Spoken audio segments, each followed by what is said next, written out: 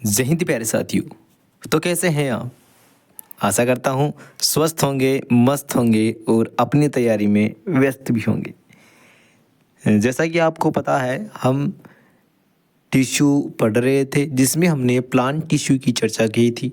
Plant tissue के अंदर last घड़ी जो आ चुकी है, उससे पहले हमने सिंपल टिश्यू की बात की और आज हम जटिल ऊतक की बात करने वाले हैं। थोड़ी जानकारी पहले भी ली थी। जटिल ऊतक की बात करें तो जटिल ऊतक क्या होता है? जटिल ऊतक की बात करते हैं। क्या होता है जटिल ऊतक? ये एक से अधिक प्रकार की कोशिकाओं से बना होता है। मतलब अलग अलग कोशिकाओं से मिलकर बना होता है। इसमें 2 3 4 प्रकार की कोशिकाएं होती है।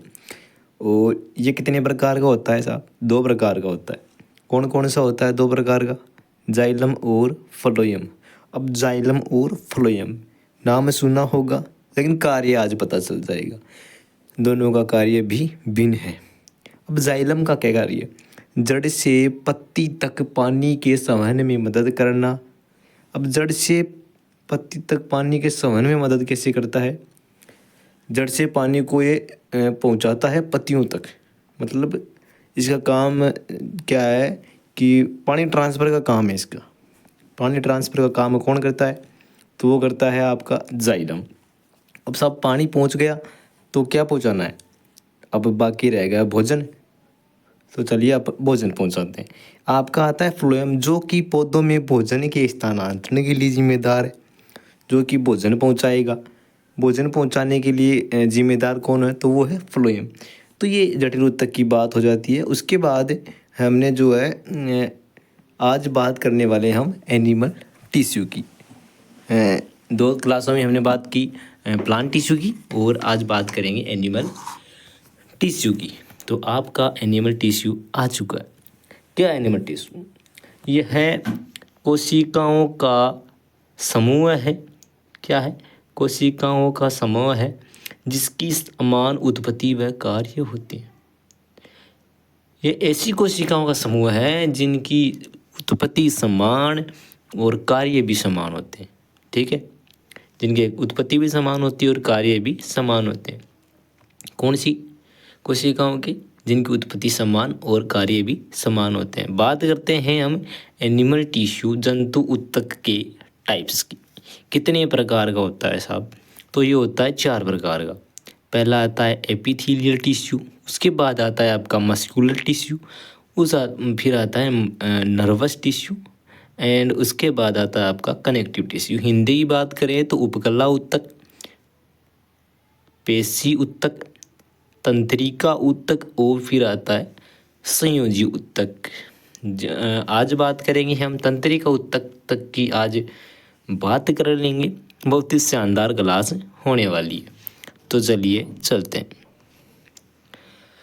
सबसे पहले आ चुका है आपका एपिथेलियल टिश्यू यानी उपकला ऊतक, जो कि कुछ इस प्रकार का दिखता है, जिसमें नाभिक होता है और कोशिका द्रव्य भी होता है। बात करते हैं अतः क्या है इसके अंदर? कोशिकीय स्थान इसके अंदर अनुपस्थित होते हैं, यानी इंट्रासेलुलर स्पेस इसके अंदर अब्सेंट होता है। किसी प्रकार का इंट्रासेलुलर स्पेस इसके अंदर नहीं पाया जाएगा। ये देखो क्रमबद्ध रूप से जची हुई है ना। और नाभिक इसके अंदर प्रेजेंट होता है। न्यूक्लियस इज प्रेजेंट, इसके अंदर न्यूक्लियस प्रेजेंट होता है और कोशिका द्रव्य भी प्रेजेंट होता है। क्या प्रेजेंट होता है? ये कोशिका द्रव्य भी प्रेजेंट होता है नाभिक के चारों ओर। कहाँ पर? कोशिका के अंदर कोशिका द्रव्य भी प्रेजेंट होता है। किसकी बात कर रहे हैं? उपकला ऊतक की, एपिथेलियल टिश्यू की।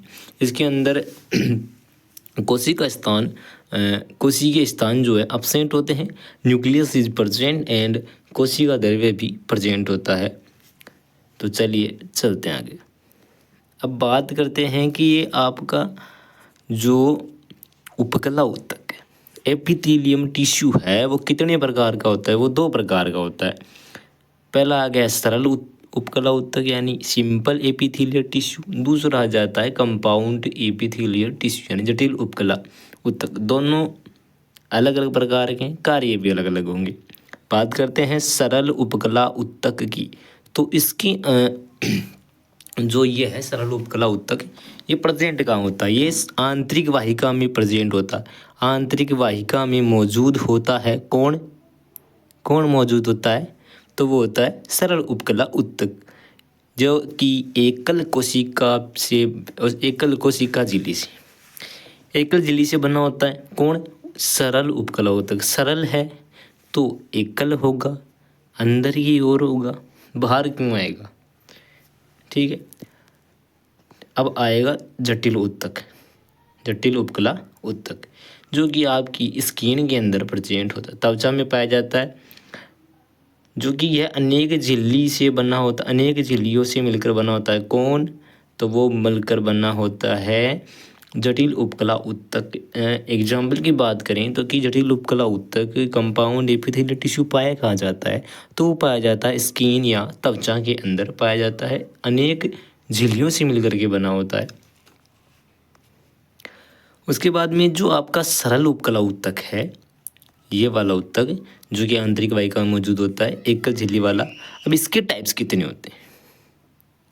तो इसके टाइप्स कितने होते हैं? 3 प्रकार का होता है। सल्की उपकला ऊतक, घनाकार उपकला ऊतक और खंभाकार उपकला ऊतक। कौन सा? सल्की उपकला ऊतक, घनाकार उपकला ऊतक और खंभाकार उपकला ऊतक। 3 प्रकार हैं सरल उपकला ऊतक के। तो तीनों की बात आज हम करने वाले हैं। सबसे पहले बात करते हैं सल्की उपकला ऊतक की, जिसके अंदर पतली व चपटी कोशिकाएं होती है, जो कि पतली व चपटी कोशिकाओं से मिलकर बना होता है आपका सरल उपकला ऊतक। कैसी कोशिकाएं होती है? कोशिकाओं की बात करेंगे, ध्यान देना। कोशिकाएं कैसी होती है? पतली होती है, चपटी होती है। ठीक है, पतली होती है और चपटी होती है। अब सब बात आती है इसके एग्जाम्पल की। पाया कहाँ जाता है आपका सल्की उपकला ऊतक? पाया कहाँ जाता है? तो ये एल्वियोलाई, ट्रेकिया और बक्कल कैविटी में प्रेजेंट होता है, अर्थात वायु कोश में। कहाँ पर? वायु कोश में, श्वास नली में और आपकी मुख गुहा में प्रेजेंट होता है। कौन? सल्की उपकला ऊतक। कैसा ऊतक है? पतली व चपटी कोशिकाओं से मिलकर बना होता है। हमने बात की थी कि ऊतक क्या होता है? कोशिकाओं का समूह ऊतक होता है। तो पतली व चपटी कोशिकाएं मिलकर जिस ऊतक का निर्माण करेंगी वो कौन सा ऊतक होगा? तो सल्की उपकला ऊतक होगा। एग्जाम्पल की बात करेंगे भाई, पाया कहाँ जाता है आपका सल्की उपकला? तो वो पाया जाता है वायुकोश में, श्वसन नली में, मुख गुहा में। कहाँ कहाँ पाया जाता है? कि आपको पूछ ले भाई कि मुख गुहा में कौन सा ऊतक मिलेगा भाई, कौन से ऊतकों से मिलकर के आपकी उपमुख गुहा बनी है? तो है सल्की उपकला सी। उसके बाद बात करते हैं हम घनाकार उपकला ऊतक की, जिसके अंदर अगर नाम इसका घनाकार है तो इसके अंदर कोशिकाएं भी कैसी होगी? घनाकार ही होंगी ना। घनाकार कोशिकाओं से मिलकर बना होता है, वो घनाकार उपकला ऊतक हो गया। एग्जाम्पल की बात करें कि कहाँ प्रेजेंट होता है, तो वो होता है सलाइवरी ग्लैंड यानी लार ग्रंथियों में, कि सलाइवरी ग्लैंड्स में, और आपका जो ये है लार ग्रंथियों में, किडनी में। और इसका कार्य क्या है? कार्य की बात करें तो कार्य है इसका स्राव व अवशोषण, यानी श्रावण करना और अवशोषण करना, और लार ग्रंथि और वृक्क नलिकाओं में पाया जाता है। ठीक है। और उसके बाद हम बात करते हैं खंभाकार उपकला ऊतक की। अब खंभाकार ऊतक नाम है तो कोशिकाएं कैसी होंगी? बिना देखे पता चल जाएगा कि खंभे की आकार की लंबी लंबी कोशिकाएं पाई जाएगी। अब साहब पाया कहाँ जाता है? तो आमाशय की परत के अंदर पाया जाता है। अब आमाशय के अंदर पाया जाता है कौन? खंभाकार उपकला ऊतक। और दूसरी बात करें तो ये स्मॉल इंटेस्टाइन के अंदर भी ये देखने को मिलता है अपने को। ठीक है, हमने बात की सरल उपकला ऊतक की 3 प्रकार की। सरल उपकला ऊतक का आपको डिटेल से मैंने जानकारी दी है। उसके बाद हम चलते हैं आपके नर्वस टिश्यू के अंदर, तंत्रिका ऊतक के अंदर, तंत्री ऊतक जिसको बोल सकते हैं। तंत्रिका कोशिकाएं आपस में जुड़ करके एक ऊतक बनाती है, जिसको क्या बोलते हैं? तंत्रिका ऊतक। आपको पता होगा कि शरीर की सबसे बड़ी कोशिका कौन सी होती है, तो वो होती है तंत्रिका कोशिका। यह मस्तिष्क में तंत्रिका कोशिका पर बने होते हैं। किससे बने होते हैं? तंत्रिका कोशिका पर बने होते हैं। अब तंत्रिका कोशिका क्या होती है? यहाँ आपको दिख रही होगी तंत्रिका कोशिका, जो कि सूचनाओं को आदान प्रदान करने का कार्य करती है, न्यूरॉन भी जिसको बोल देते हैं। अब ये तंत्रिका कोशिकाओं की आकृति की बात करते हैं, कई बार इसका डायग्राम पूछ लिया जाता है और इसको आपको नोमेनक्लेचर इसका करना पड़ता है। तो ये इसके डेंड्रोन हो जाते हैं यहाँ पर, ये इसका साइटोन देखने को अपने को मिलता है, ठीक है। और जो ये है पूरा, इसको बोलते हैं एक्सोन। और ये छोटे छोटे आपको दिख रहे होंगे एक्सोन के ऊपर, इनको बोलते हैं माइलिन और स्वान कोशिकाएं। और ये आपके स्नेप्स आ गए, साइनेप्स बटन भी बोल सकते हैं इसको, ठीक है। तो आज हमने बात करी तंत्रिका कोशिका की, तंत्रिका ऊतक की, जो कि तंत्रिका कोशिकाओं से मिलकर बना होता है। इसका कार्य होता है सूचनाओं को आदान प्रदान करवाना, ठीक है। तो आज के लिए इतना काफ़ी है, मिलते हैं अगली क्लास में। जय हिंद।